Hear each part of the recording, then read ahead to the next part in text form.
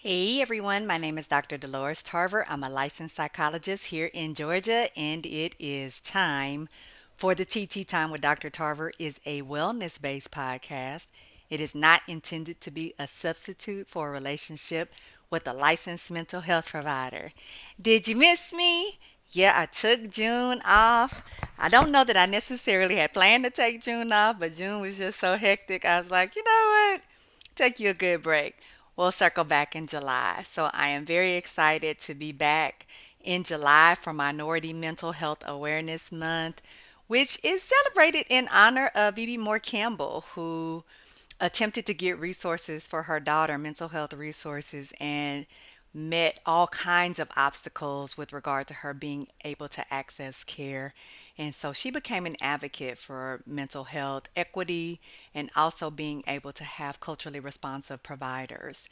So I want to kind of incorporate some of the things that I was going to incorporate last month. I want to highlight the brethren. I didn't get a chance to give you some love for Father's Day, as well as it was Pride Month. Wanted to make sure I'm addressing mental health in the LGBTQIA plus community. So I'm going to try to combine a few things in this episode today, which I am entitling The Effects of Rejection. Real simple, not complicated. You do know like a good alliteration. But today we're just going to kind of get to the meat of it. And so I was inspired to discuss this particular topic because I deal so much on a weekly, if not daily basis with people who feel rejected.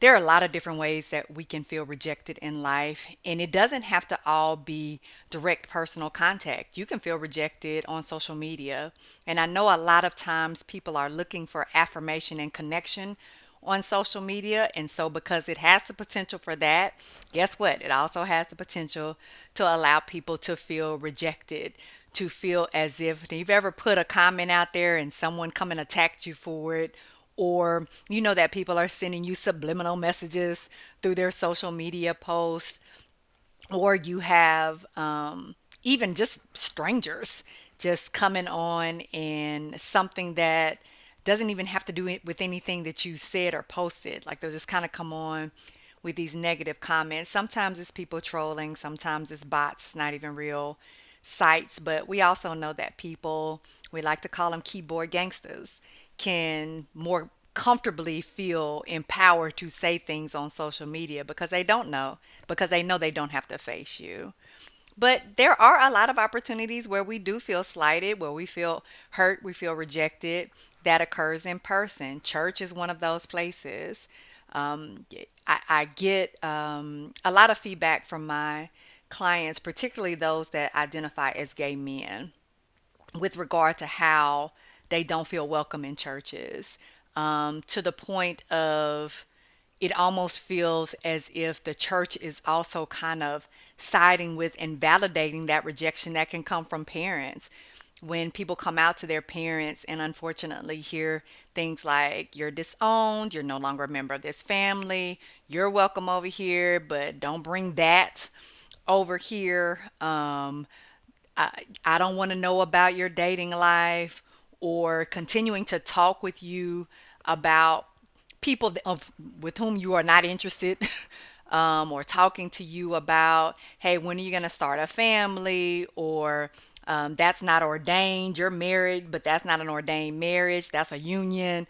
All these kinds of things that just allow a person not to feel as if their true self, their whole self can show up to be loved and accepted. Um, Negative disparaging comments being made about appearance. That could be attire, it could be hair, it could be piercings, it could be tattoos. Those kinds of things as well can be very rejecting from families. Sometimes you'll have children being treated differently in families, and also by virtue of that, when you have children, your children are treated different in families. They're rejected. We'll buy for this set of grandkids and not for this other set of grandkids. Or we will allow this particular member of the family to get away with and say and do all of these things, and we continue to support them. But for you, when you make a mistake, then you are cast out, chastised, embarrassed, told that you're less than, you're not going to amount to anything, you're unworthy. Sometimes we're in situations where, even like in our work environments, there's rejection. I didn't get that promotion I applied for. I'm left out of opportunities to join particular committees that I might be interested in growing or getting that mentorship um, uh, that I want in order for me to be able to move up in a position. I may find that there are cliques at work. And so if you are friends with these particular people, then you get favorable treatment at work. You get the good shifts.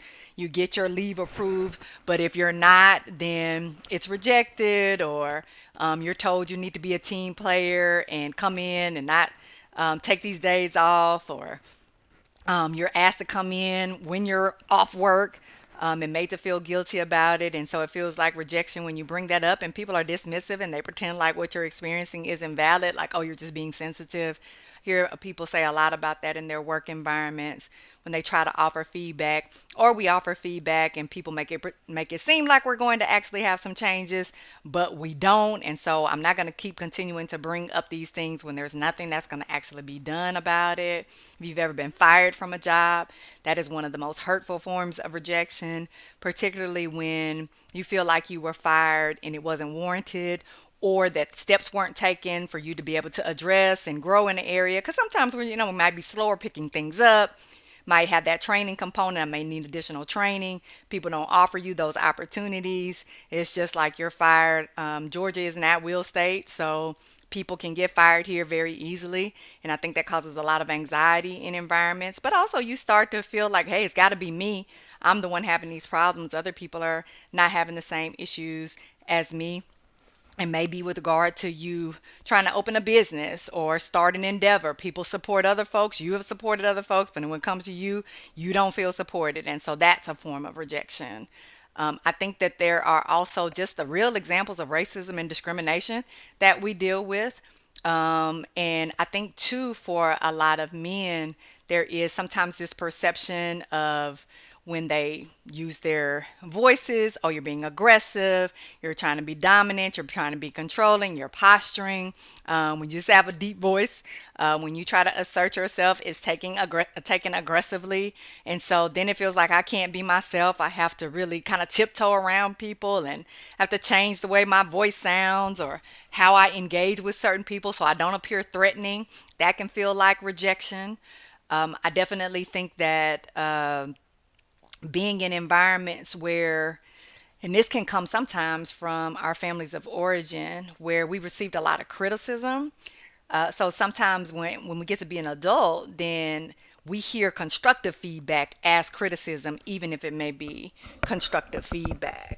And so that's some of that personalization that can happen based on things that we've experienced in our lives. It may be traumas that we've experienced. It may be having in situations in which there was neglect. It may be situations in which there was just kind of a lack of things.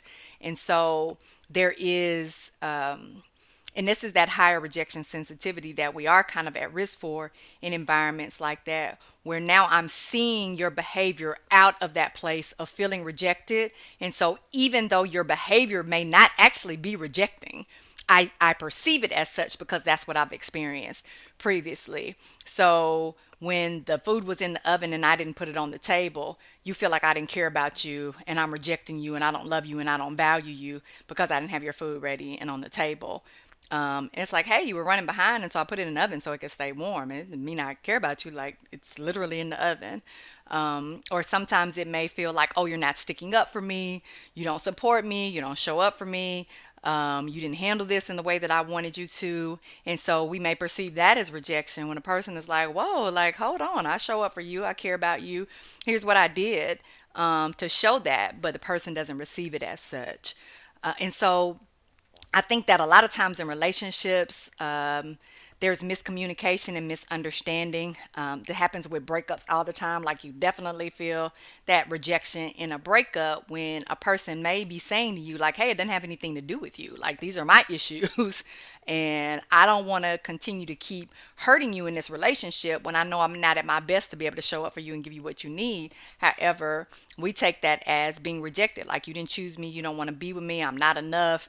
Nobody's ever going to love me. And so we kind of spiral with that rejection piece when people don't call us back or they don't text us back. And I feel like you are inviting other people to social events and you're not inviting me. Why didn't I know about the event? Why am I just hearing about it 2 days ago when other people had 2 months that they've known about it? I'm talking to you and I feel like you're dismissing my feelings. And so relationships in general can be a huge source of rejection for people. And so, what science has learned, there's a study, Dr. Alexandra, uh, and I may be mispronouncing that last name, Martelli is what I think it is, talked about how we experience rejection, this emotional pain, if you will, in the same way we feel physical injuries, right? So some of you are like, oh my goodness, like that makes so much sense to me because, like, I literally feel this ache, this pain when there's that breakup. Some of you have experienced where you literally feel like you have this hole, this void, and it just hurts so much. It's so painful and it interferes with you being able to sleep and eat and function. Like, you just want to kind of curl up in a ball hoping that you'll be able to alleviate that pain when somebody, because sometimes we can experience death as a rejection, like, you left me.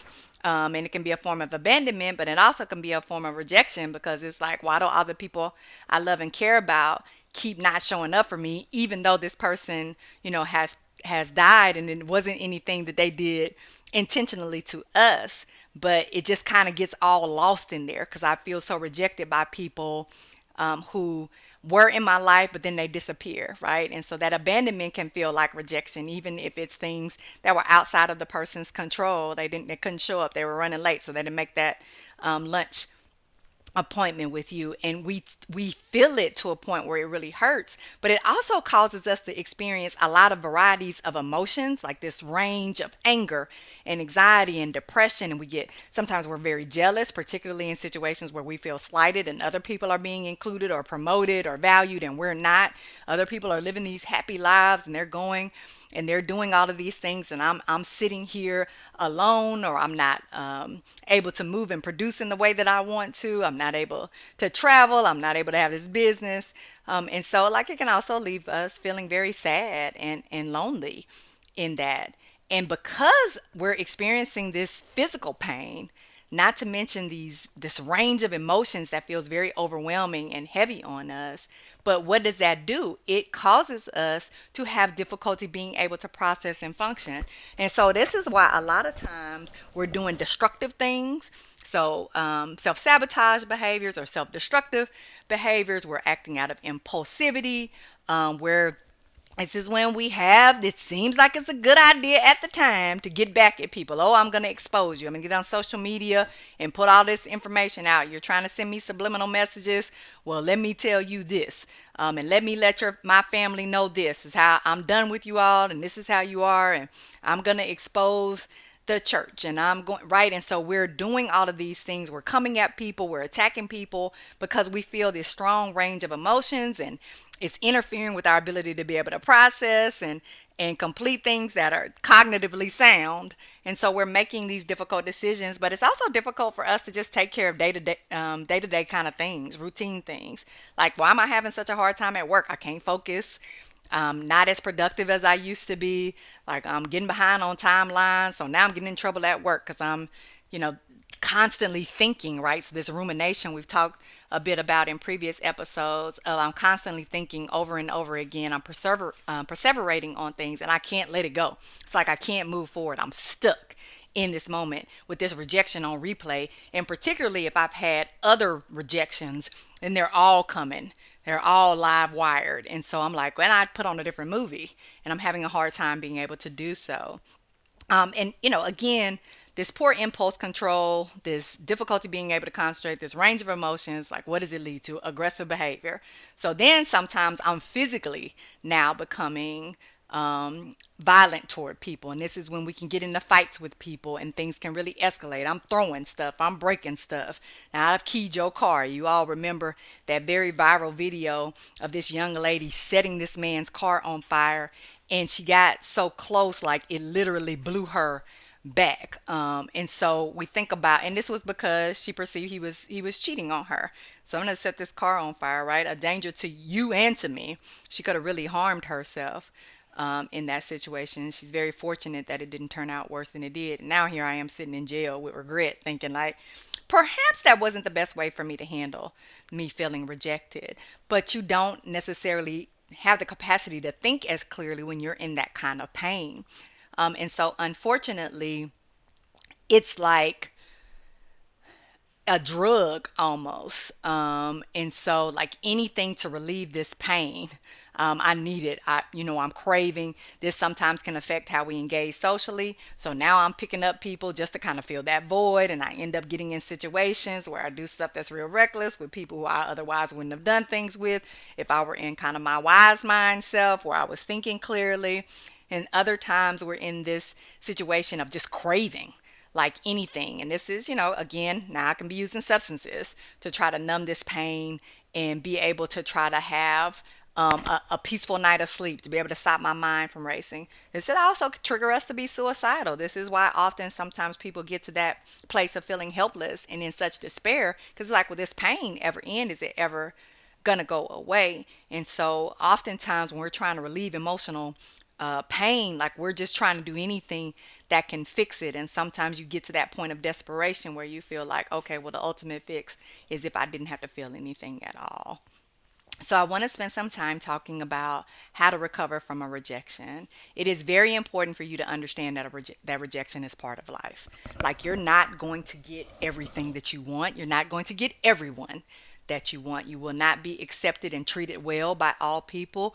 You will not be in situations where that people don't make disparaging comments about you at some point in your life, whether they're true or not true. And so it's important for us to understand that rejection is a part of life, and now we have the tools and resources to be able to manage it. So what does that look like?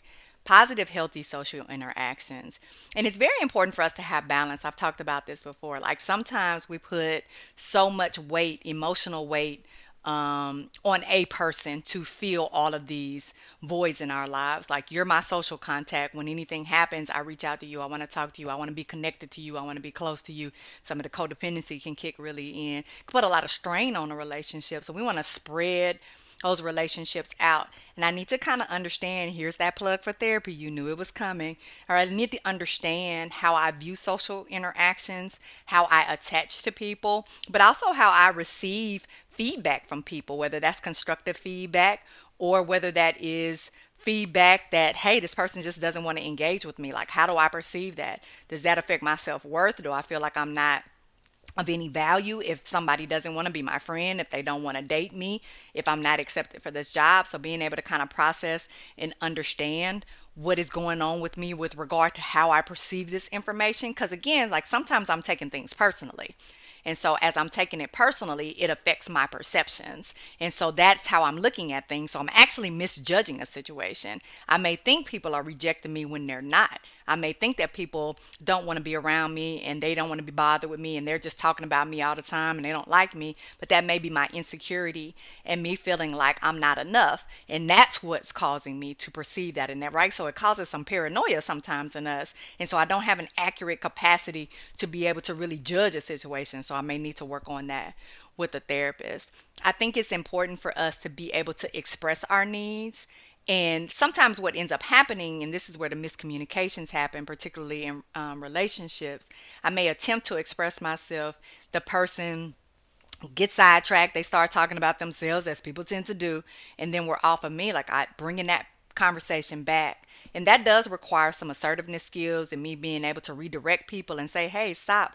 Like one of the things that I mentioned why I feel this way is because whenever I try to talk to you, the conversation ends up shifting to you. So I want to bring it back to what we were discussing previously and being able to hold people accountable to you being heard, one, and then being able to understand what loving you unconditionally looks like and how to treat you. Now, sometimes people aren't going to be able to handle that because people do like to keep you in the places that benefit them, right? So they may not want to address some of these changes you want them to make. Like, hey, you can't love parts of me. You're going to love me unconditionally, or like we're just not going to be able to have a relationship. And people will try to negotiate and navigate that. And oftentimes people will say, well, this clashes with my values, or I hear this a lot with the LGBTQ plus IA population, that, oh, well, this conflicts with my values, it's not biblical. Like there's a lot of different ways that we can connect with each other that's loving and kind. And that's the space of where God is. And so being able to understand there are some people that are going to be able to go with you on that journey and some people that aren't.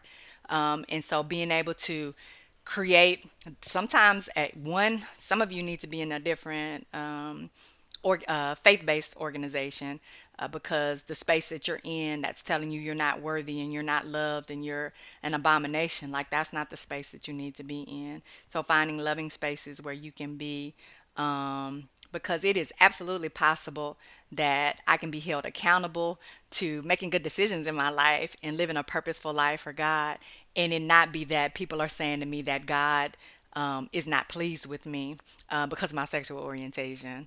That God is not a vengeful God. And I think a lot of times we think God is picking and choosing. Like God created us all, there's love there. And so people that are struggling with self love often will put that on other folks. So you need to be in spaces where people can love you. And if they can't, then you change those spaces. You change the people that you're around to be around people that love you.